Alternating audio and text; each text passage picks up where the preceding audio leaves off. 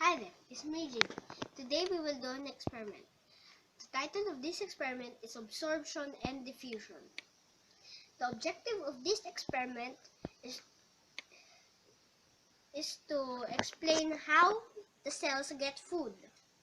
The materials we will need are as follows: water, a dialysis membrane or semi-permeable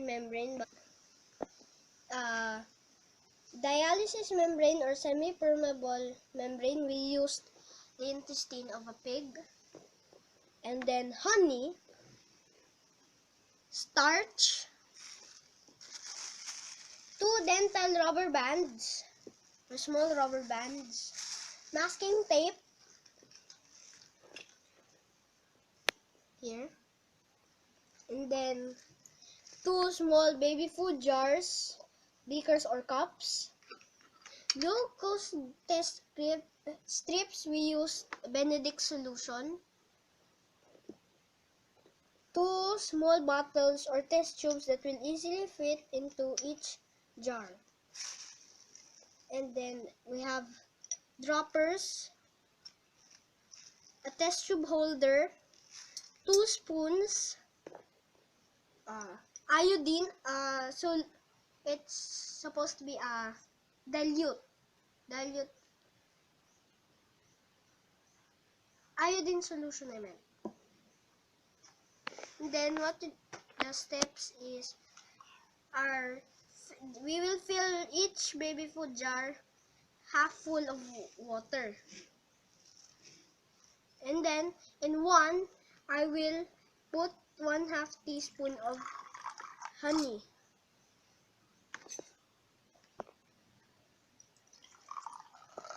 And then, so we will open the honey, then add half teaspoon of honey. Okay, then half. There you go. That's a bit half. Yeah, it's half now.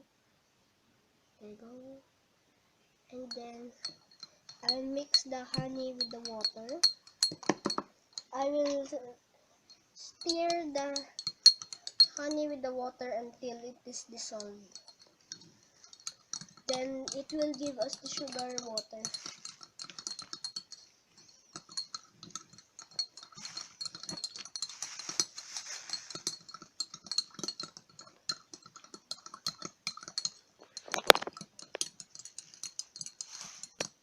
It's not yet dissolved. Okay, when done, then pour the sugar. Yeah, we're gonna mix it first. And then here we're going to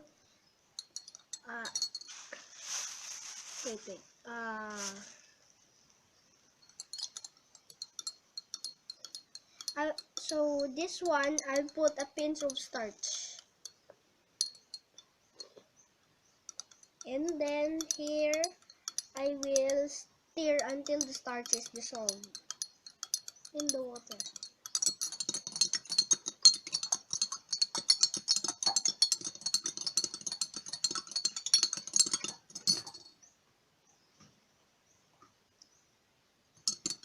So it turn like something like the lime water. Here you go. We have the starch water.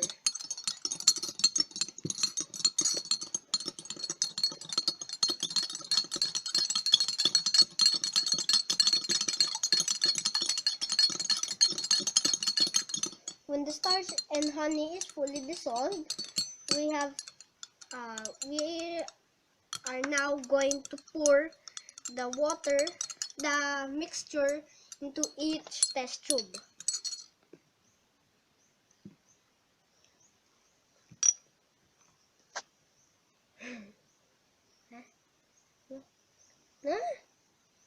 Pour it here, then the spout. After pouring, you put it there muna. Let it stand. Careful.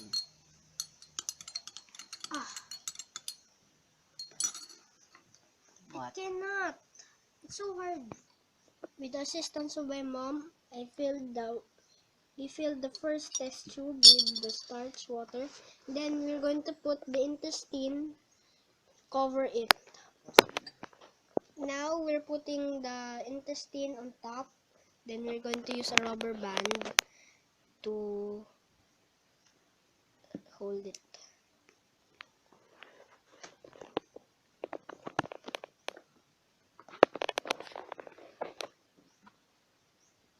There,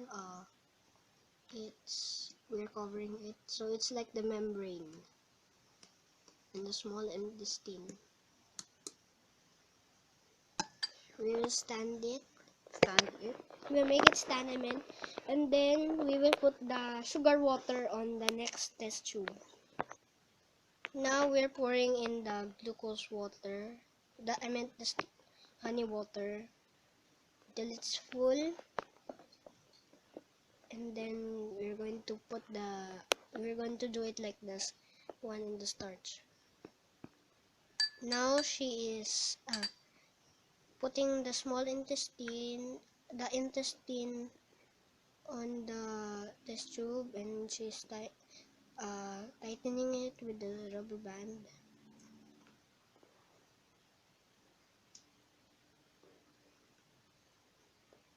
And You can note the difference. yes.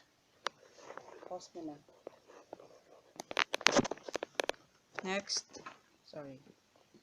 Now we're going to fill the jars one. So, ano na to? Those are the test tubes already prepared. We will fill the 1/4 with water. bukas ka pa matatapos niyan. O, sige. That's not 1/4. Same level po sila. Not yet. Stop. Now they're the same. And then Now, okay, wait. This one. And then we will invert this one into the water. Also the other one. Also the other one. Hurry. There. Okay. And then, what will we do next? And then, in the next 24 hours, we will get a piece of glucose test strip. We will use the Benedict solution. We will do a what? We will do a glucose test. And then, the other one? And then the other one, starch test using iodine. Okay. So, wait until 24 hours. See you in the next 24 hours. After 24 hours, this is the result of our experiment. Now we can see that the water color is now different. So, and here I think this is the starch water. There is bubbles here. So we are going to invert this one. Wait. Okay. notice. I noticed that there is space on top, air bubble on top, so that means some water has already leaked out. So when we're going to invert it. Careful. And now we're going to take out the intestine. Okay, wow, it's a bit hard. Okay, here. Punas. And then It's a bit disgusting, actually. Then one. also the same with this. Careful. Matapon. Okay, this is a bit hard. I'm going to have to... Chidi, hawakan mo na. Yes. After removing the intestines, we will now sample the starch water. This is the starch water, okay? We will use a dropper. So, we will take Okay, we will first get the one inside. Get a sample of the one inside. Careful, you might spill it out. Okay, let's put some here so that Inside yan. Ilapit mo kaya dong. okay, I'll put it closer. Ihaw. There. I'm gonna take more. Careful not to spill out. And until the container, there's no more air spaces. Okay, there you go. So now, what we will do,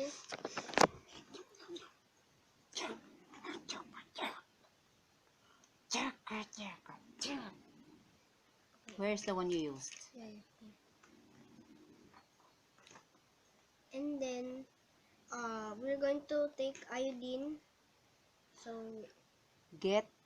oh yeah, from the outside, we will get from here a sample.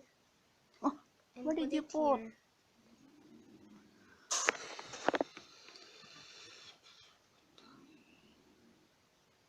Here. Oops, I didn't do that one. And there you go. That's for the outside.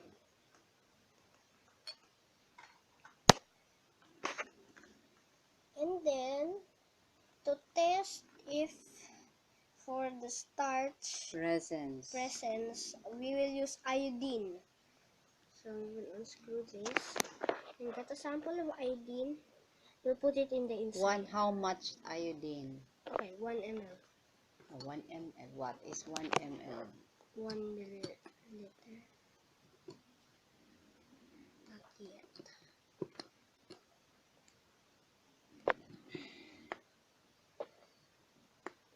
Now we will put the iodine into the container. So if it will turn bluish black, that means there's presence Do not of touch the surface. starch. No, you will put in the other side.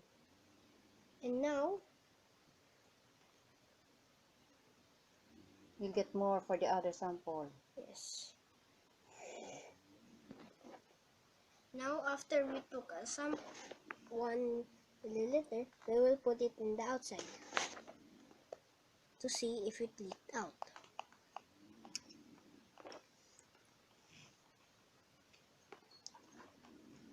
What does it look like? And now we will stir it like this. Stir ba yan? I meant shake it. And we will let it sit. Then after that, we will see if it will turn bluish black. So now, there is a part where it's bluish black. Here, there is some presence also. Like, actually, this is more bluish black than this one. So that means starch water has leaked out of the membrane of the intestine. And now for the test for the glucose, we have this one, this honey water, where we're going to take the 2 test tubes. So we will put 1 milliliter of 3 milliliters of Benedict solution.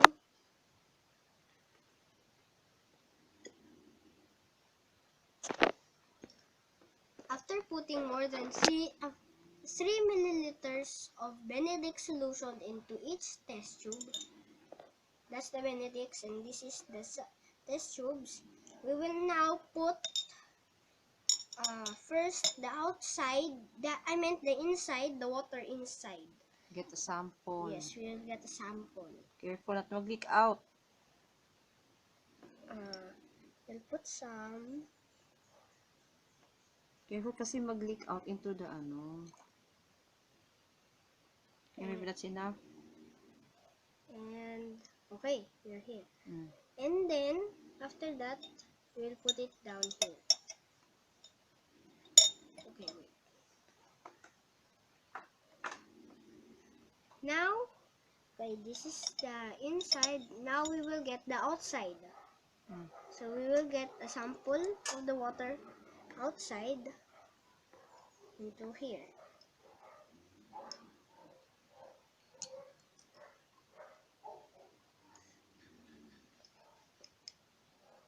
And last one.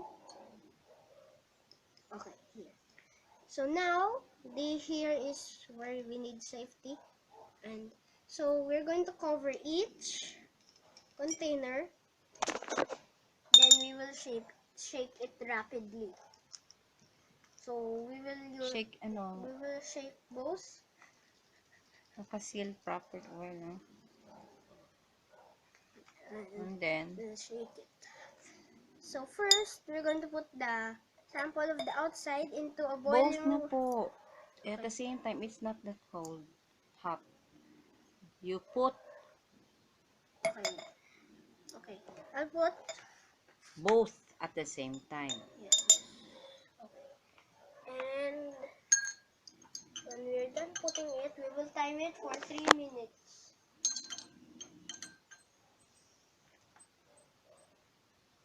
And we are now starting it.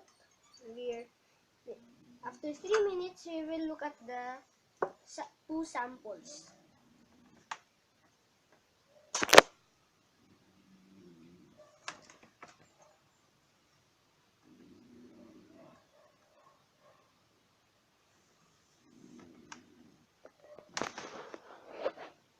Now, even though it's not yet 3 minutes, one of our samples has changed color already.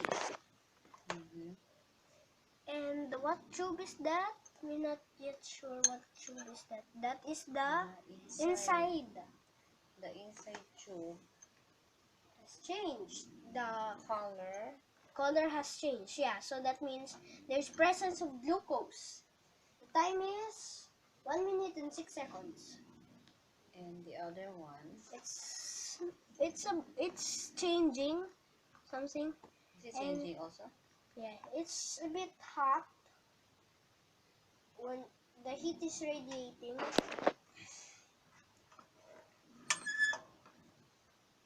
Now, we put it to medium How so many that it minutes will na? turn. Okay.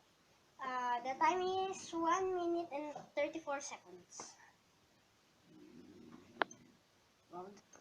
What time now? 2 minutes and 31 seconds. So, almost. So, we'll turn it off when Not it's yet. 3 minutes. You turn it to low. Use the flame lang. Almost 3 minutes. A while. 152, 53, 54, 55, 56, 57, 58, 59. 3 minutes. Okay. So now, when we turn it off, we will use that test tube holders because our samples are really hot.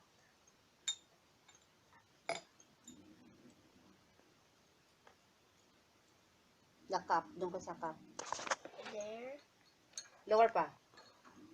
Okay. Lower pa. Mapitiwan yan. Do not squeeze, ha? You drop the test tube. Careful. Okay, now, What do we have now? we have the two test tubes. The outside With our is sample. color. The outside is color green, light green. Okay, we'll show you. It can be seen po. Okay. Here. Okay. It is green.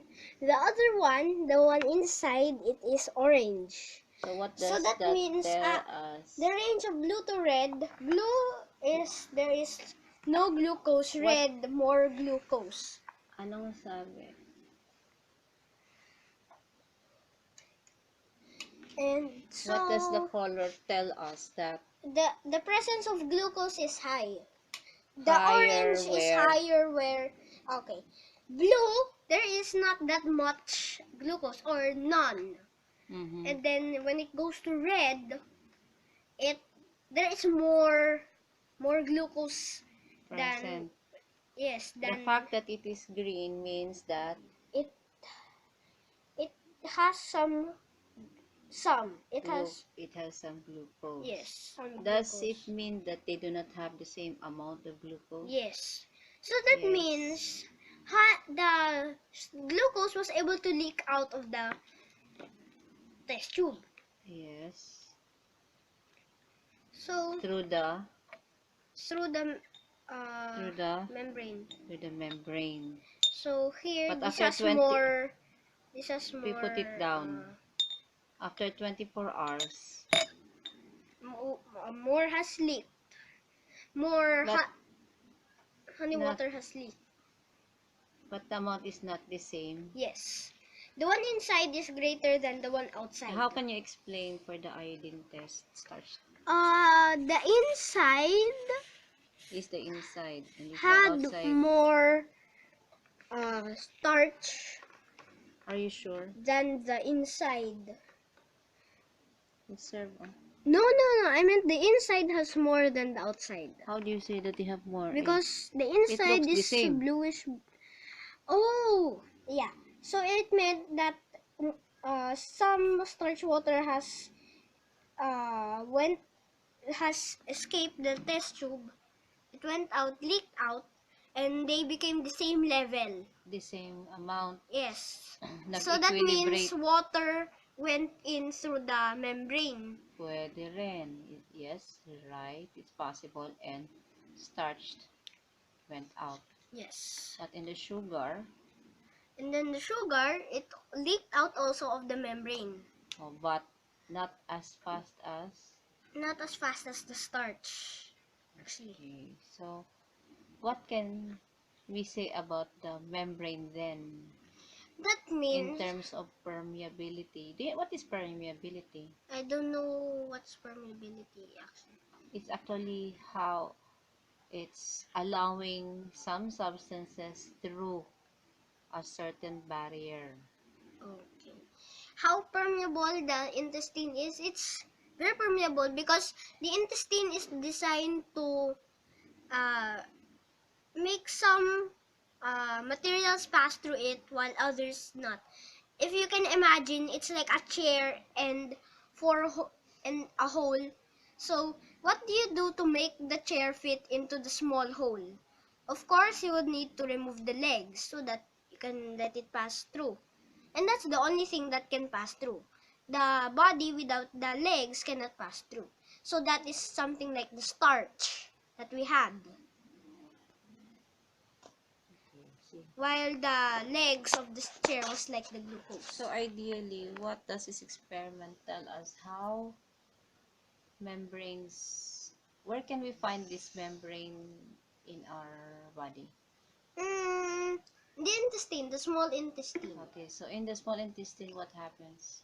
There is villi, which it's like a cellular wall where there are passages that glucose can only pass through, and broken down oil Fatty pieces, acid. fatty acids can And- only pass through it, And and what's the small protein? amino Acids. can only pass through. So what's the purpose of digestion? To break down food into smaller units which can fit into the villi of the small intestine so that the body can absorb it for energy. Only? Energy, And other cell division, cell other growth, and other purposes. functions. Okay. Thank you.